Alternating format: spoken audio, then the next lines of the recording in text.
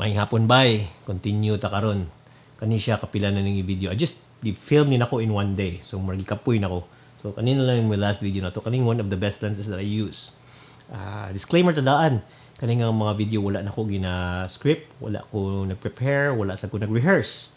Kani siya on the spot na ni. So kung daghang og sipyat, daghang og sipyat. Ako tingin i-cut or sa pero daghang og sipyat kung na ako'y sayop kong nasulti, maybe later akong tarungon, I don't know, maybe akong i-cut, I don't know. But yeah.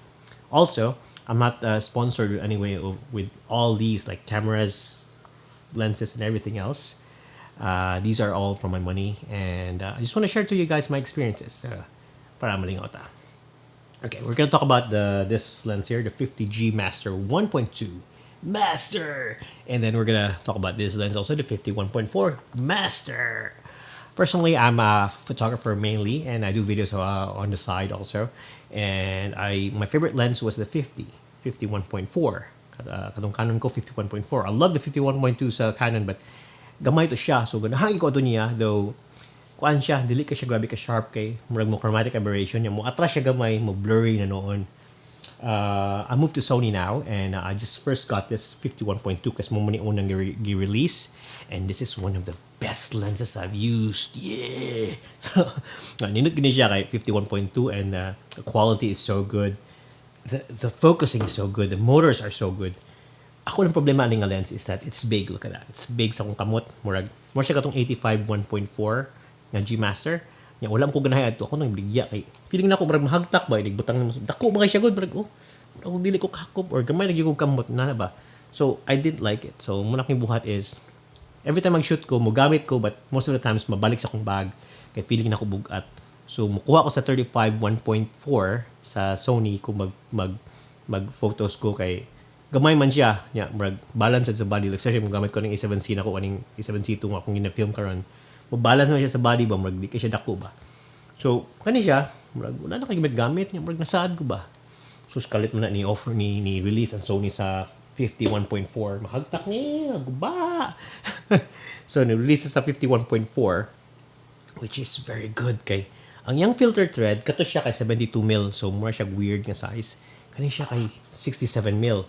So, pareha siya filter thread, kani ang diameter sa 35 1.4, sa 24 1.4, sa mga Tamron lens. So pwede ka makapalit og ND filter kung maginanglan ka ND filter for videos, makapalit ka tong Peter McKinnon nga Polar Pro or makapalit ka Freewell nga filter. So daghan kay siya available 67 mil, and gamay sad siya, and ang size niya sakto ra ba, murag di kay na ko mahulog ba, murag gaan sad siya, and it's 1.4, gamay siya difference sa 1.2.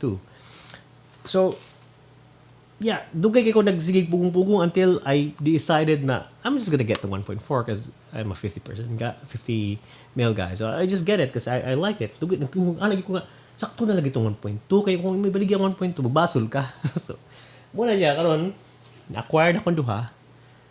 Yeah, kani siya butang na ako storage. I don't know. I'm not selling it at the moment kasi basig magpangita ko. I have a feeling na I miss the 1.2 inana, pero I'm gonna keep it for a few months, and if di na ako magamit, I'm gonna sell this.